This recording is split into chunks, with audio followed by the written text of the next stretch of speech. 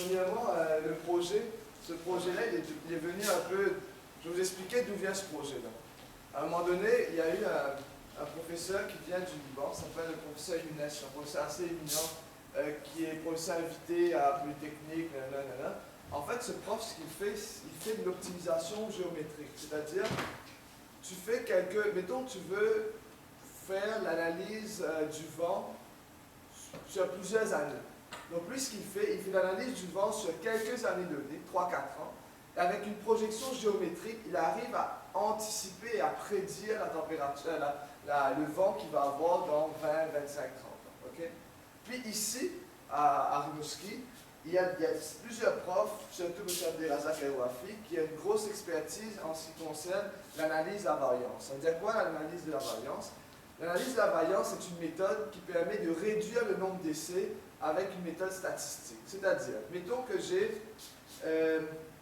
dis que quand je m'assois sur une chaise, okay, je veux mesurer l'effondrement qui se fait lorsque je m'assois dessus. C'est-à-dire que je m'assois, dû à mon poids, sur le siège, je vais avoir une forme qui va s'imprimer. Donc, ça dépend de quoi? Ça dépend de la personne, du poids de la personne, ça dépend de la forme de la personne, ça dépend du type de matériau dans la chaise, etc., etc. Donc, les tests, le nombre de tests qu'il faut faire sont quand même importants. Ça dépend de la façon que je m'assois. Si je m'assois à 1 mètre par seconde ou je m'assois à 2 mètres par seconde, l'imprime qui va se faire est différente. Mais il y a une façon au lieu de faire le premier test, une personne de 100 kg avec telle chose, une personne de 50 kg avec... Donc, le nombre de permutations, le nombre de possibilités est très important. Un test pareil, on le fait, c'est pas grave, ça coûte pas cher. Par contre, il y a des tests qui doivent se faire en laboratoire et ça coûte extrêmement cher. Donc la méthode d'analyse de la variance permet de faire 1 ou 2 tests seulement et voir l'interaction, voir quels sont les paramètres qui sont plus importants, qui définissent une plus grande importance sur le résultat et de là faire des tests seulement pour des cas qui sont importants. Maintenant le projet vient où? Le projet, on s'est dit, on va faire un projet qui permet de coupler ces deux recherches et arriver à un résultat et dire, bon, c'est 2 tiennent la route. En fait, l'optimisation thermique est faite de 3 parties. La partie modélisation ici, c'est-à-dire on a modélisé vraiment quelque chose, retirer les résultats et prendre ces résultats et faire une analyse de la nova d'un côté et l'analyse de projection géométrique de l'autre côté. Donc je vais vous présenter en premier lieu la distribution de température dans un bureau qui donne une approche numérique à partir d'un TCFX. Le bureau, en fait, c'est un bureau qui existe ici à Lucas, c'est le K230, le bureau qui est vis-à-vis des toilettes. Okay. Donc, merde.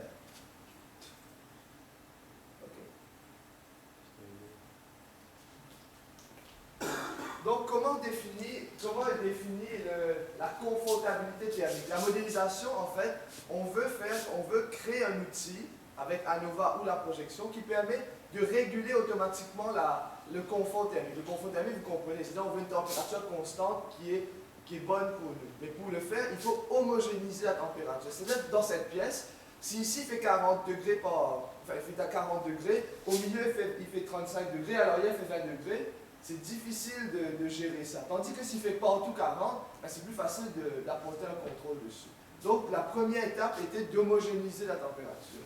Donc la façon de définir le confortabilité thermique, c'est l'esprit d'état qui exprime la satisfaction avec l'environnement.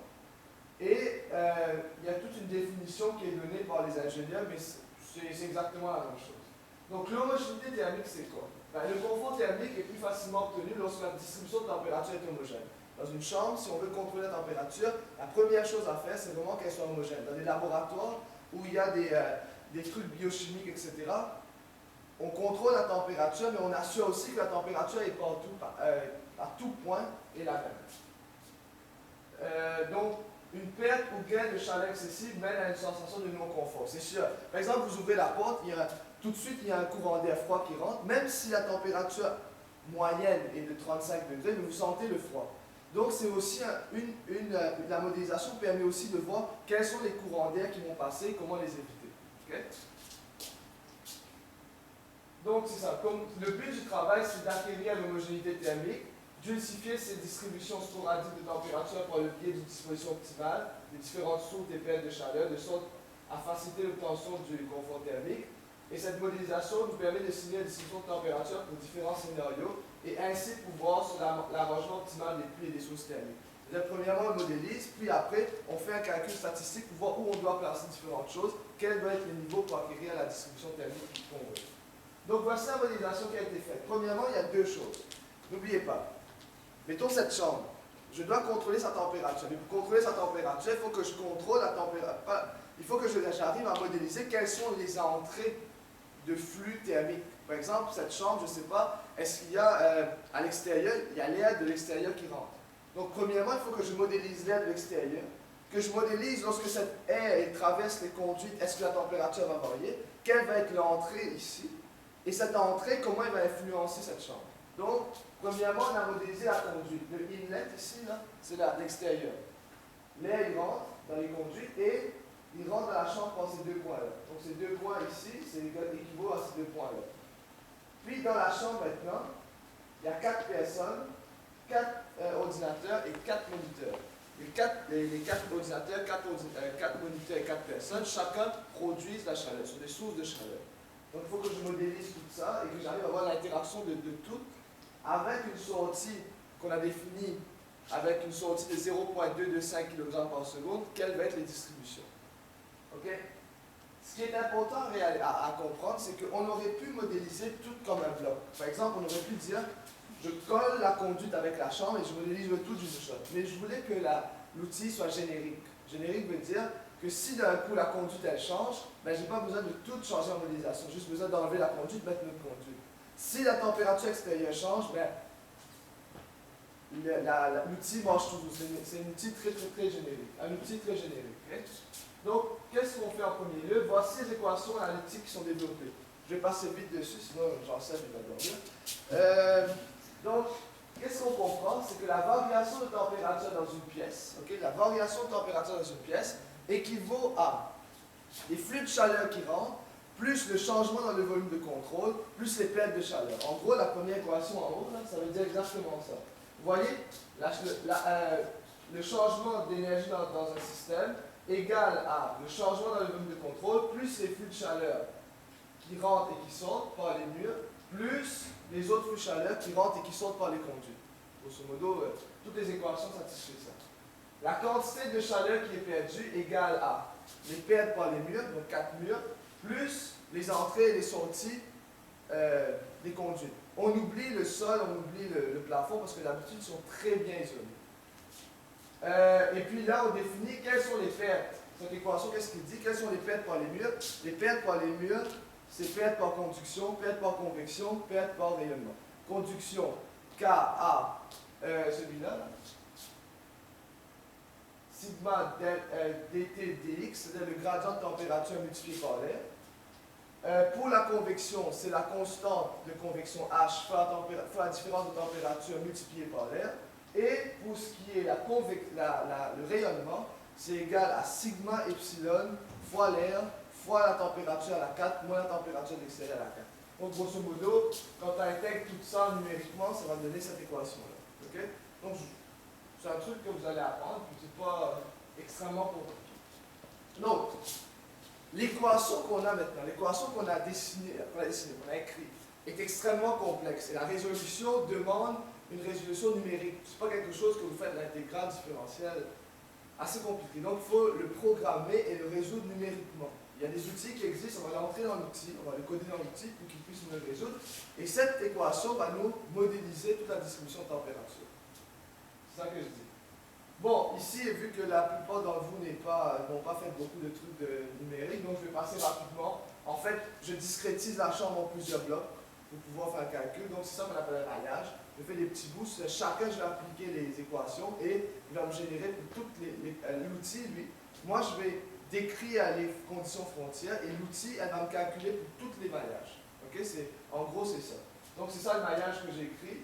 On a fait une calibration sur le type de maillage, sur la valeur de Y+. La valeur de Y+, au fond, c'est la taille du maillage proche des murs. Mais c'est quelque chose de très important parce qu'on rentre dans la règle de la couche limite. La couche limite, c'est la couche qui est toute proche des murs et tout. Quand on rentre dans les couches limites, donc, il faut rentrer dans des théories assez complexes qu'on appelle des théories de Paul Hansen, des théories de Van Corman, etc. Donc, tous ces calculs ont été faits ici. Et aussi le calcul pour la fréquence réduite. La fréquence réduite veut dire quoi?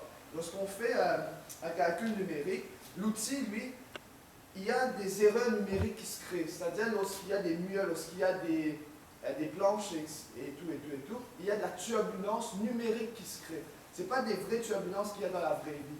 Mais le calcul numérique, par exemple, si l'outil utilise une méthode de Runge-Kutta d'ordre 4, ben, il va avoir une certaine divergence numérique qui va appliquer des erreurs à chaque point itératif. Donc, une correction là-dedans, c'est d'atténuer à travers des fréquences réduites. Okay?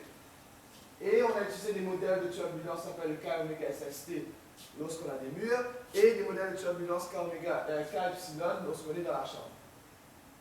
Bon, pas très important. Modèle de transfert de chaleur. Bon, c'est ça le modèle de transfert de chaleur qu'on a utilisé. On a dit, bon, je vous dis qu'est-ce qu'on a dit. On a dit, bon, à l'extérieur, la température était à, je pense, on a dit, était à 15 degrés. Donc, on calcule de 15 degrés avec une vitesse 0,215 kg par seconde qui rentre par la conduite. Donc, est-ce qu'il y a, on modélise même l'interaction à cause du frottement avec la conduite, est-ce que la température augmente? Lorsqu'elle rentre dans la pièce, quelles vont être les nouvelles températures? Elles sont décrites par des équations différentielles. Pourquoi? Je vais essayer de vous expliquer, vous allez comprendre tout de suite.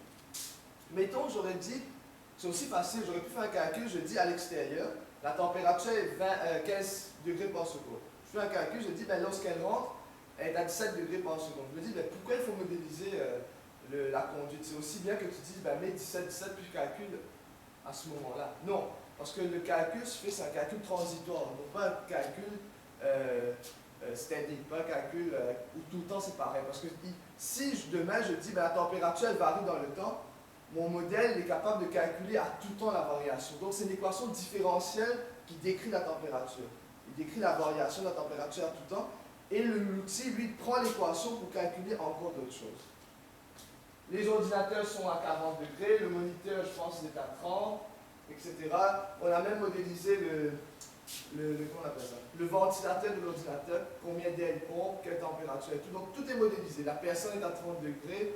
Limite, on aurait pu même dire que la personne respire à tant truc. Donc vous voyez là, le niveau de précision qu'on peut acquérir. Bon. Tout ce qu'on a fait, type de maillage, etc. Voilà ce qu'on arrive. Comme vous pouvez le remarquer, ici c'est une distribution de température. Et vous voyez que tout est en bleu. Qu'est-ce que ça veut dire? Que finalement, il n'y a pas de grand changement. Si la température est 15 à l'extérieur, elle rentre à 15, plus ou moins. Donc tout est en bleu. Mais vous voyez qu'il y a quand même du frottement. Ça, c'est une distribution de pression. Remarquez, quand l'air rentre, elle frappe ici. L'air rentre, avant qu'elle arrive à se distribuer, elle frappe à ce niveau-là. Et vous voyez que là, il y a plus de pression et tout. Donc, le logiciel modélise bien tout ce qui est de... Vous voyez ici les lignes de courant, où passent vraiment l'air dans la conduite et quelle est la vitesse. Si vous prenez un pointeur, pas ce pointeur-là, mais dans le logiciel, vous prenez un pointeur, si vous cliquez, ben vous avez la vitesse à n'importe quel point. Donc, tout est bien calculé. Toutes ces valeurs sont rentrées dans le logiciel. Et voici ce que vraiment on arrive à produire de la chambre. On arrive à produire la chambre totale, là, tu sais, tout. Vous me dites, je veux connaître la température sur la tête de M. Pelletier, là, je serais capable de vous dire la température là-bas. La vitesse dessus, je peux vous dire. Mais avouez que là, c'est pas très visuel, c'est pas évident de comprendre quelque chose. Mais je veux dire que le logiciel, il a tout calculé.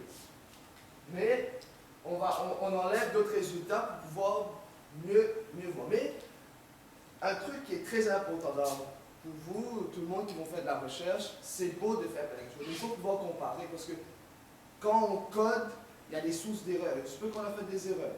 Les conditions frontières, il se peut qu'on a fait des erreurs. Le logiciel lui-même peut faire des erreurs. Il se peut que les modèles qu'on a utilisés ont fait des erreurs. Il se peut que les équations que j'ai écrites sont des sources d'erreurs. Donc quand j'ai des résultats, il faut que je prenne des résultats, je compare avec quelque chose pour voir est-ce que c'est bon ou pas. Donc, qu'est-ce qu'on a fait? On a validé le modèle analytiquement. On l'a calculé. Comment on l'a calculé? C'est comme ça. Je vais aller très simpliste, hein, pas compliqué. Comment on fait pour mettre ça en pause, le truc, Ah, il doit y avoir un truc ici. Là. Non, ça c'est pas en pause. Bon, c'est pas grave. Combien de temps, Bichri? Il me reste combien de temps? Non, pause que tu veux qu'ils mettent en pause combien de temps? Ah, je vais te dire. Bon, mettons ça ma chambre. Ok? Qu'est-ce qu'on a fait? On a dit, bon, ici, on a une entrée. On prend le dé. Une entrée, une sortie. Numériquement, seul le logiciel, j'ai enlevé des points. J'ai dit, je veux la température à tel point. Ok? Et ces températures, je l'ai mis comparé avec une longueur en mètres. Et ici, une température, ben, j'ai les points ici. Et je voulais calculer analytiquement plusieurs points. Je ne sais pas comment ils faisaient, comme ça, mettons. Je voulais voir est-ce que j'arrive à calculer et retrouver la même chose. Ce qu'on a fait, on a divisé le domaine dans des petites mailles de 1 cm par 1 cm. Des petites mailles de 1 cm par 1 cm. Et sur chaque maille, on a appliqué les équations de température. Pour la personne, on a dit, ben écoutez, pour la personne, par conduction, c'est égal à K A dt dx pour la personne, plus la même équation pour le moniteur, plus la même équation pour l'ordinateur. On a calculé maintenant pour la convection. La convection, Q convection, est égale à HA, T de n'importe quel point, mettons T du moniteur, moins T au point ici. Plus, on l'a fait pour chaque point. On a recalculé pour le rayonnement. Pour le rayonnement, c'était un peu plus compliqué. Il a fallu mesurer à plusieurs fois. Pourquoi? Parce que le rayonnement, mettons que j'ai mon moniteur ici. Le moniteur, il rayonne dans une sphère. Tu sais, il rayonne dans tous les sens, donc c'est une sphère. Le locus de point, c'est une sphère. Donc la sphère, le volume sur lequel elle est distribuée est 4pi r3. Donc, c'est égal à sigma epsilon, T fois A, T4 moins T au point, multiplié par l'air sur laquelle elle frappe. Donc, si c'est 1 cm par 1 cm, donc 1 fois 1, enfin 1 cm carré, et divisé par le 4pi r3 sur 3. On l'a fait pour chacun, un par un. On l'a fait, c'est beaucoup, c'est pas compliqué là, mais c'est beaucoup. Vas-y, encore plus. C'est beaucoup de calculs. Et le but, c'était de valider le modèle. Finalement, le modèle était validé.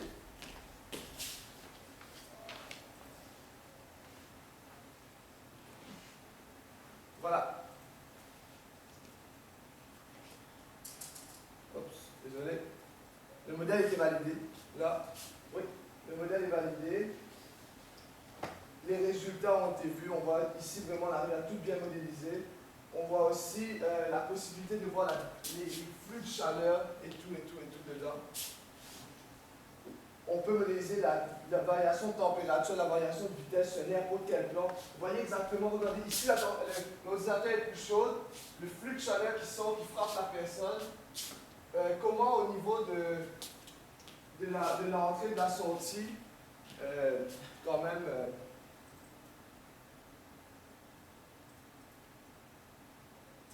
vous réalisez vraiment, c'est vraiment bien comment on arrive à modéliser la convection, comment ça sort ici, comment il y a une très forte distribution de température à l'arrière, et aussi au niveau de la personne. Donc, tout était bien modélisé, tout était validé.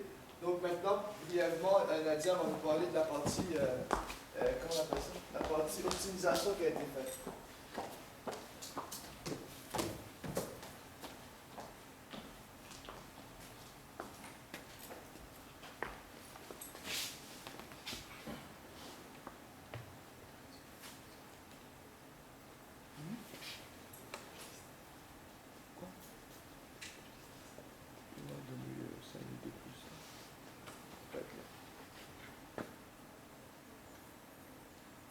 Bonjour tout le monde, moi je suis Nadia. Donc en fait sur le projet Adresti, j'ai intervenu que brièvement. Donc après sa partie modélisation, il a fallu optimiser. Donc en 4 phases. Donc j'ai pu comprendre 2 outils qualité. Ensuite j'ai appliqué ces 2 outils-là dans le projet. Et puis il faudra choisir un logiciel. Et puis donc conclure quant à la fonction d'optimisation. Donc en fait les 2 outils qualité qui auront aidé à optimiser ce que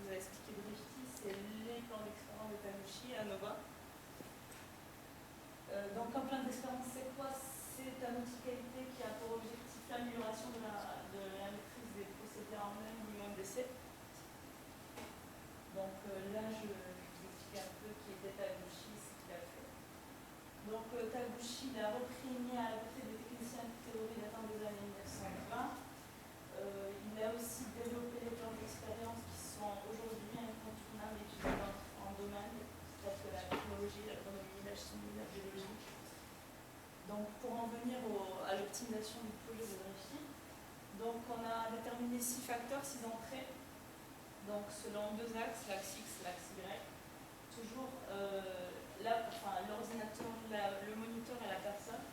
Donc la position de l'ordinateur selon l'axe X, selon l'axe Y, la position du moniteur selon l'axe X et Y, et la position de la personne selon l'axe X et Y. Et en sortie, on devait étudier le facteur température. Donc on a établi 6 scénarios différents. Premier scénario, c'est les 4 ordinateurs, les 4 moniteurs, plus les 4 personnes sont sur un côté de la pièce. Ensuite, quand ils sont au niveau des 4 coins de la pièce. Ensuite, on les a tous rassemblés au centre de la pièce.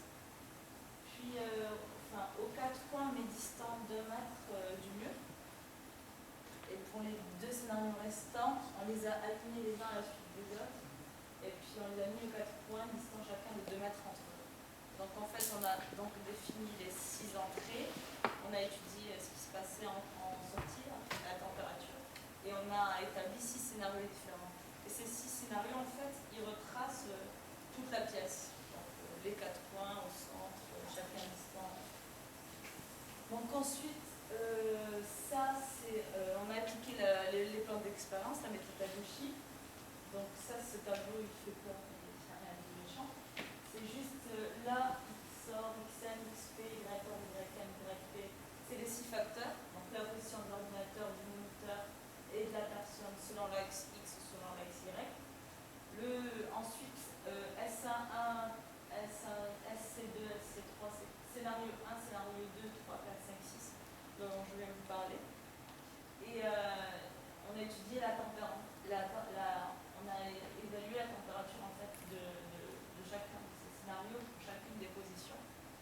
Donc on a eu cette table-là et à partir de cette table-là, on a pu établir le plan d'expérience. Et grâce au plan d'expérience, on a pu établir la courbe.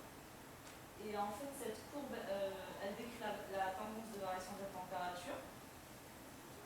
Et puis grâce à MATLAB, on a pu trouver une équation. Et ensuite, on a transféré tout ça sur MATLAB. Et puis là, c'est Dreyfus qui revient pour vous parler du projet. C'est juste terminé? Ouais. Ah, merci. C'était vrai. En fait, juste avant, je pense que parce que vous n'avez pas beaucoup vu ici, ce qu'on arrive avec le plan d'expérience, on arrive à, sans faire tous les calculs, on arrive à retracer la variation de température, comme je vous ai dit, en fait, en faisant quelques-uns, on arrive à tracer la variation de température pour là, en utilisant Excel encore une fois. Ça c'était Excel, c'est ça? Ouais. Et là, avec Excel, on trace le polynomial d'interpolation qui retrace la variation de température. Avec cette courbe de MATLAB, on sort l'équation qui régit. Avec l'équation qui régit, cette équation ici, c'est elle que Nadia a implémentée dans le MATLAB, comme ça. Ce que Nadia a aussi fait, c'est comparer les résultats pour voir, est-ce que quand on met, par exemple, maintenant, on prend la valeur de x, par exemple, toujours sur la tête de M. Pelletier, sur la tête de XY, mettons, c'était 2, 3, on rentrait 2, 3 là-dedans, effectivement, on tombait sur la température qui est calculée numériquement. Donc, le modèle de Taguchi arrivait à retracer le modèle numérique. L'avantage de tout ceci, là, on va dire, c'est quoi le but de ça? Lorsque ce modèle MATLAB est régi, qu'est-ce qu'on peut faire? On peut appliquer un contrôleur, un vrai contrôleur.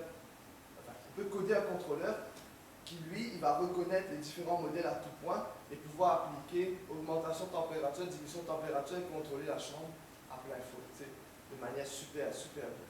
Okay? Donc c'est en gros le projet, mais il y a d'autres axes, c'est vraiment la modélisation est terminée, Nadia a travaillé, a vu, mettons, elle a fait l'étude de faisabilité, est-ce que ça se fait? il va y avoir du monde qui vont continuer à travailler dessus pour le Taguchi.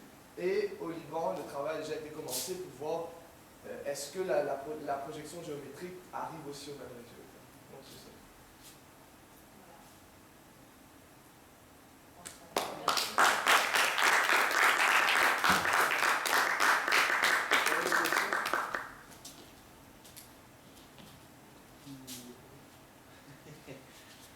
Vous n'avez pas endormi?